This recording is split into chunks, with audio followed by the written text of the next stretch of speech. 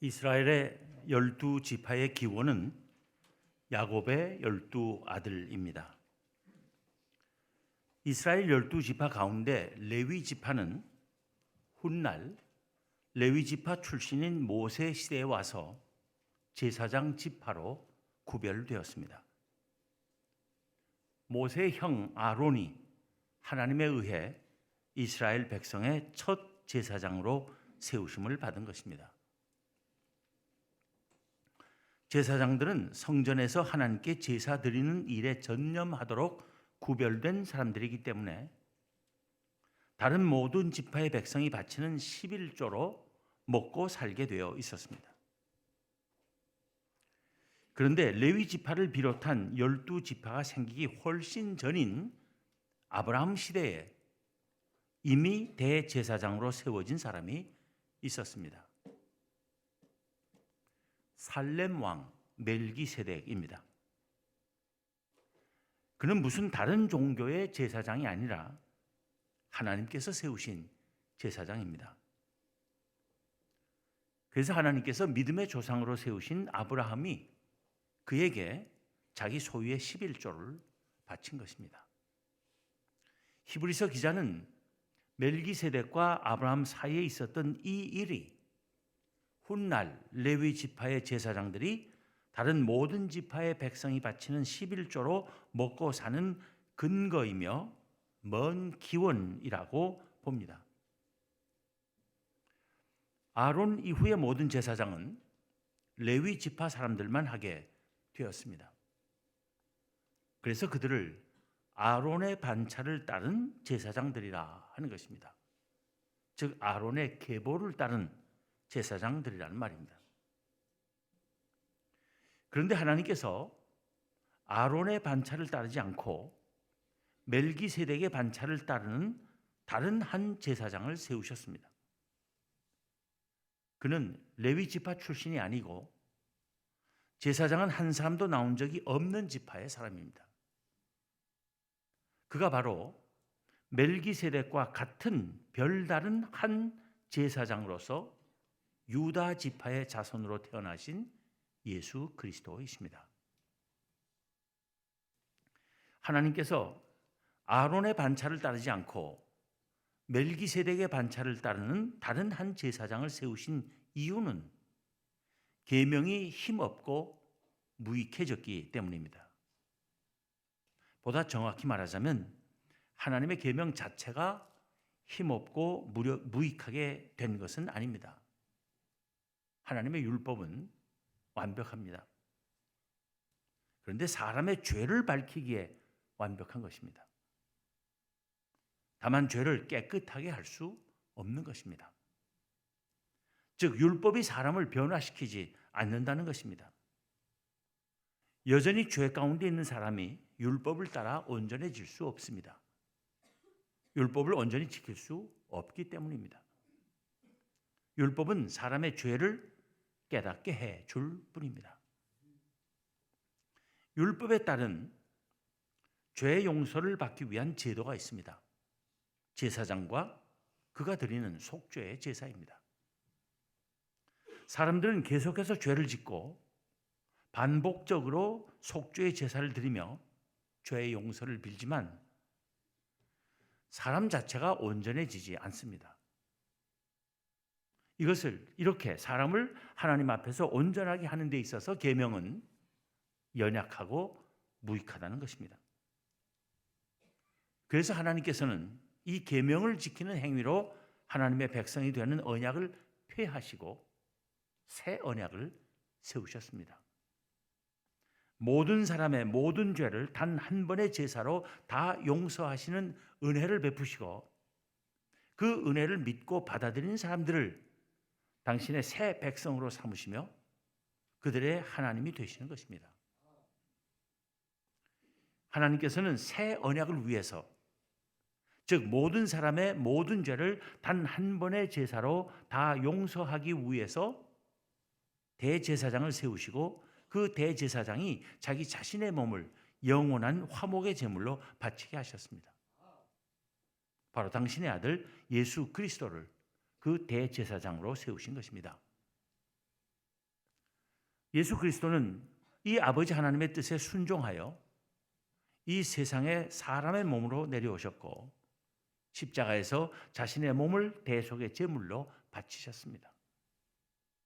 이제 그 하나님의 아들 예수 그리스도와 그의 대속의 죽음을 믿기만 하면 하나님의 의롭다 하심을 받고 하나님의 백성이 되어 구원과 부활과 영생의 복된 삶을 누리게 하시는 것이 하나님의 새 언약입니다. 율법에 따른 제사장을 통해서는 하나님께 가까이 갈 수 없었던 사람들에게 완전히 다른 제사장을 통해 하나님께 가까이 갈 수 있는 더 좋은 소망을 주신 것입니다. 예수 그리스도는 다른 제사장들과는 달리 하나님께서 맹세하시며 제사장 되게 하시고 그것을 뉘우치지 않으시기 때문에 영원하신 제사장이 되셨고 더 좋은 언약의 보증이 되셨습니다. 율법을 따라 제사장으로 세우심을 받은 사람들은 약점을 가진 사람들이고 영원한 대제사장으로 세우심을 받은 이는 하나님의 아들이시기 때문입니다. 다른 제사장들은 모두 죽을 수밖에 없는 사람들이기 때문에 제사장이 계속해서 바뀌므로 그 숫자가 많아졌지만 예수 그리스도는 영원히 살아계시므로 그의 제사장 직분도 영원한 것입니다. 그는 항상 살아계셔서 사람들을 위하여 간구하심으로 자기를 힘입어 하나님께 나아가는 이들을 온전히 구원하실 수 있으십니다. 다른 제사장들은 죄 있는 사람들이기 때문에 먼저 자기 죄를 위하고 다음에 백성의 죄를 위하여 날마다 제사 드려야 했지만 예수 그리스도께서는 거룩하시고 악이 없으시며 더러움이 없으시고 죄인에게서 떠나 계시며 하늘보다 높이 되신 이시기 때문에 날마다 제사를 드리실 필요가 없이 단번에 자기 자신을 제물로 드려 우리의 영원한 구원을 이루셨습니다. 지금까지 말씀드린 것이 오늘 본문 바로 앞에 있는 히브리서 7장의 내용입니다. 그것을 제가 요약하고 이해하기 쉽게 설명을 붙인 것입니다. 제사장은 사람들이 하나님께 나아갈 수 있게 하기 위하여 속죄와 화목의 제물을 하나님께 드리는 일을 하는 사람입니다. 대제사장은 1년에 한 번 지성소에 들어가 온 백성을 위한 속죄의 제사를 드리는 사람입니다. 그런데 하나님께서는 온 인류의 모든 죄를 단번에 씻으실 영원한 대제사장으로 예수 그리스도를 택하셨습니다. 그는 하나님께서 특별히 세우신 제사장으로서 레위 지파에 속하지 않고 아론의 반차를 따르지 않는 제사장이십니다. 마치 멜기세덱과 같은 대제사장이십니다. 그러나 멜기세덱보다도 더 존귀하신 것은 그가 하나님의 아들이시기 때문입니다. 그는 유일무이하시며 완전하시고 영원하신 제사장이시며 동시에 제물이십니다. 히브리서의 기자가 이토록 제사장이시며 제물로서의 예수 그리스도의 유일성과 완전성과 영원성을 강조하며 길게 설명한 이유가 무엇이겠습니까? 그것은 예수 그리스도를 믿는 이들에게 하나님의 백성됨과 그들에 대한 하나님의 긍휼과 그들의 죄에 대한 하나님의 용서와 하나님께서 그들과 맺으신 새 언약을 확신하게 하기 위함이라고 할 수 있습니다. 그 확신의 근거를 설명하는 것이 오늘 본문이 들어있는 히브리서 8장입니다. 오늘 본문의 1절이 대단히 중요한 말씀입니다. 히브리서 기자는 쓰기를 지금 우리가 하는 말의 요점은 이러한 대제사장이 우리에게 있다는 것이라. 그는 하늘에서 지극히 크신 이의 보좌 우편에 앉으셨으니 합니다. 지금 우리가 하는 말의 요점이라고 하는 것은 7장 끝까지 길게 반복해서 설명한 그 예수 그리스도에 대한 그 설명이 왜 주어졌는가 하면 바로 그런 분이 우리의 대제사장으로 계시다는 것을 알라고 하기 위해서 그렇게 했다는 것입니다. 지금 우리가 하는 말의 요점은 이러한 대제사장이 우리에게 있다는 것이라. 그는 하늘에서 지극히 크신 이의 보좌 우편에 앉으셨으니 그는 비록 지금 우리와 함께 이 땅에 계시지는 않지만 영원하신 대제사장으로서 하늘에 계신다는 것입니다. 하늘에서 지극히 크신 이의 보좌 우편에 앉아 계신다는 것은 아버지 하나님의 우편에 앉아 계시다는 것입니다. 아버지 하나님의 우편에 앉으셔서 무엇을 하고 계시겠습니까? 우리를 위해서 계속해서 아버지께 간구하고 계시는 것입니다. 더 이상 속죄의 제사를 드리지는 않으십니다. 그러나 늘 죄의 유혹을 받으며 실족하는 우리를 변호하시기 위해서 아버지 하나님의 우편에 계시고 쉬지 않고 우리를 위하여 변호하신다는 것입니다. 그렇게 하심으로써 우리의 구원과 하나님 나라에서의 영원히 복된 삶을 위한 보증이 되고 계시다는 것입니다. 히브리서 기자는 하나님의 아들이 하늘에서 지극히 크신 이의 보좌 우편에 앉으셔서 하시는 일이 제사장들이 지상의 성막이나 성소에서 하던 일과 같은 일이라고 봅니다. 아니, 보다 정확하게 말하자면 사실은 하나님의 아들이 하늘에서 하시는 대제사장의 일의 모형과 그림자 같은 일을 옛 제사장들이 지상의 성막이나 성소에서 하고 있었다는 것입니다. 본문 2절부터 5절에서 말하는 것이 그것입니다. 먼저 2절을 봅니다. 성소와 참 장막에서 섬기는 이시라. 이 장막은 주께서 세우신 것이요 사람이 세우신 것이 아니니라. 우리의 대제사장 예수 그리스도께서는 지금 성소와 참 장막에서 섬기신다는 것입니다. 그런데 그 장막은 주께서 세우신 것이요 사람이 세운 것이 아니라는 것입니다. 모세가 세운 장막이나 솔로몬이 세운 그런 성소가 아닌 하늘의 참 성소에서 지금 대제사장 역할을 계속 하고 계시다는 것입니다.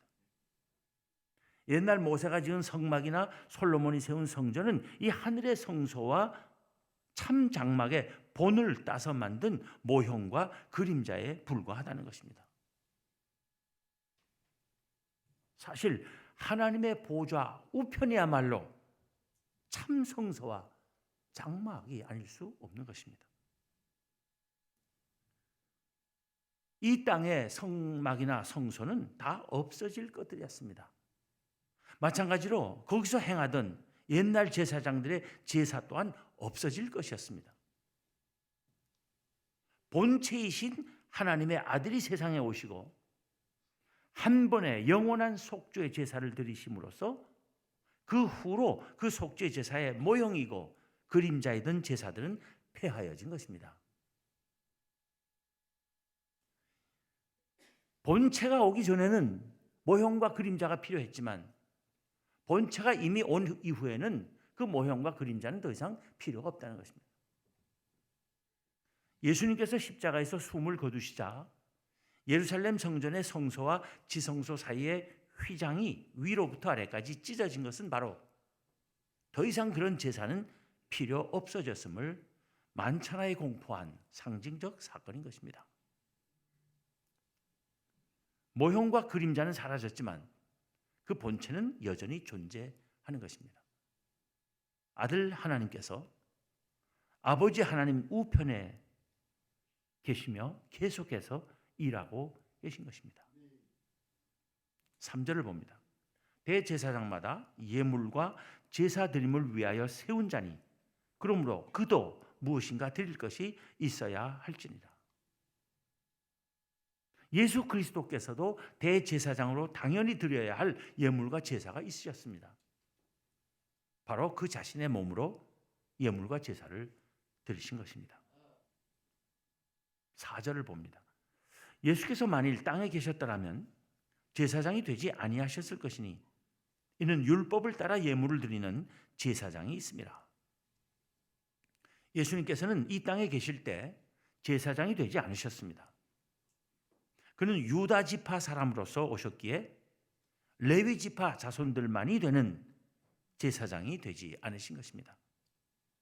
그러나 실제로 그의 삶은 온 인류를 구원하시기 위한 삶이었고 그의 죽음은 완전히 제사 행위였습니다. 그것은 참되고 유일하며 영원한 속죄의 제사였습니다. 그것은 레위 지파의 그 어떤 제사장도 할 수 없었던 구원 사역이었던 것입니다. 그리고 그는 지금도 우리를 위하여 그 구원의 사역을 하고 계시다는 것입니다. 5절 6절의 결론을 봅니다. 그들이 섬기는 것은 하늘에 있는 것의 모형과 그림자라.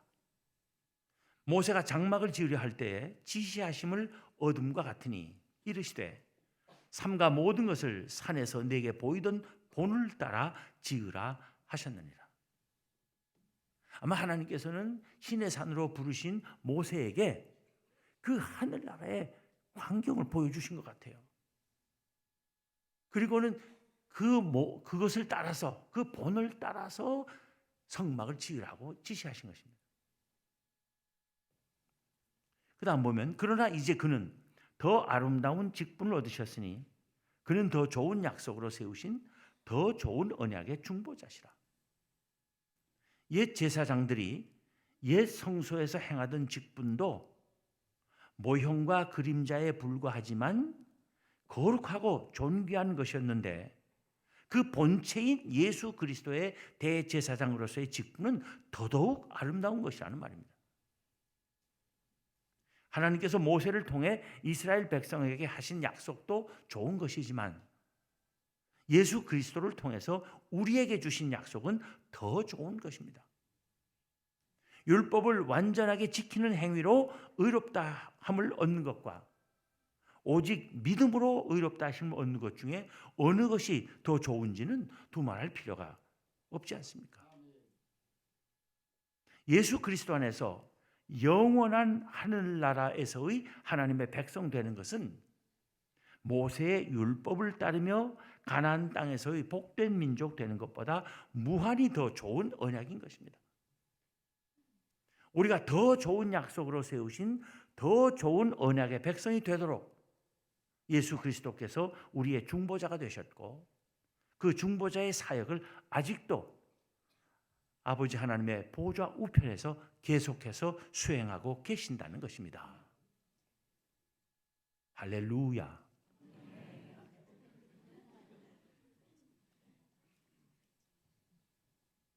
예수 그리스도 안에서 우리에게 주어진 은혜의 언약이 구체적으로 무엇인지를 히브리서 기자는 본문 뒤에 8절부터 12절에서 말하고 있습니다.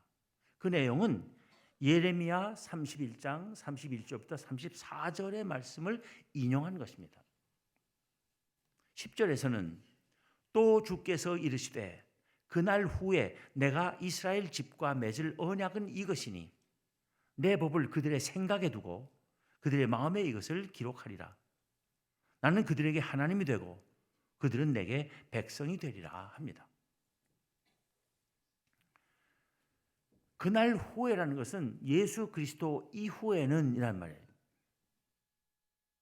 모세 때는 율법을 주셨지만 이제 예수 그리스도 이후에는 다른 언약을, 율법을 중심으로 한 언약이 아니라 다른 언약을 주시겠다는 것인데 그것은 뭔가 하면 내 법을 그들의 생각에 두고 그들의 마음에 이것을 기록하리라 하는 것입니다. 다시 말하면 바리새인들처럼 외형적 율법 준수가 아니라 참된 내면적 신앙으로 하나님의 뜻에 순종하기를 요구하시는 것이 새 언약이라는 말씀입니다. 또 달리 말하면 율법의 행위로 의롭다함을 얻게 하시는 것이 아니라 이제는 오직 믿음으로 의롭다 하심을 얻게 하시겠다는 것이에요. 그게 새 언약입니다. 그래서 외적인 행위에 두지 않고 생각에 두겠다, 이렇게 말씀하신 것입니다. 그 언약을 지키는, 이 새 언약을 지키는 사람들에게 하나님께서는 하나님이 되시고 그들은 하나님의 백성이 되게 하시겠다고 하나님은 말씀하셨다는 것입니다. 12절에서는 내가 그들의 불의를 긍휼히 여기고 그들의 죄를 다시 기억하지 아니하리라 하셨느니라 합니다. 불의한 우리를 긍휼히 여기시겠다는 것입니다. 그리고 우리의 죄를 다시 기억하지 않으시겠다는 것입니다. 한 번 더 할렐루야 해도 됩니다.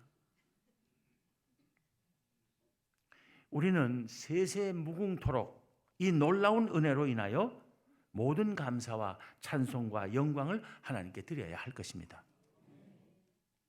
그리고 주 예수 그리스도께서 하늘 보좌 우편에서 우리를 위해 대제사장으로 계심을 잊지 않고 어떤 형편에서도 두려워하거나 낙심하거나 비굴해지지 말고 하나님 나라의 소망과 확신 가운데 신실한 믿음의 삶을 힘껏 살아가는 우리가 되어야 하겠습니다.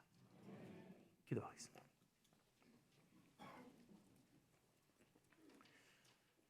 하나님 감사합니다.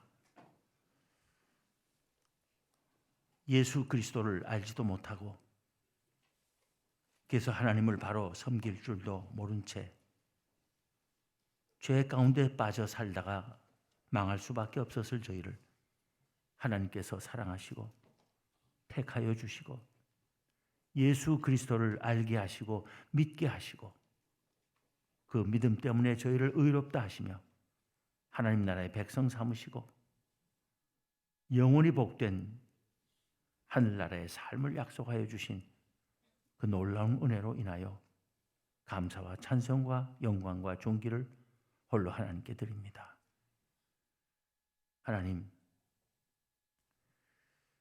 예수 그리스도께서 오늘도 살아계셔서 아버지 하나님의 우편에서 저희를 위하여 간구하시며 변호하시며 대제사장의 역할을 수행하고 계시다고 하는 놀라운 사실을 다시 한번 깨닫게 하여 주심을 감사합니다.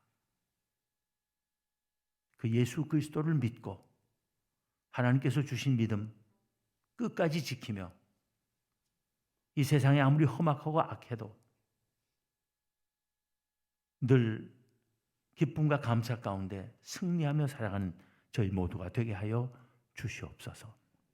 우리 주님 예수 그리스도의 이름으로 기도하옵나이다. 아멘.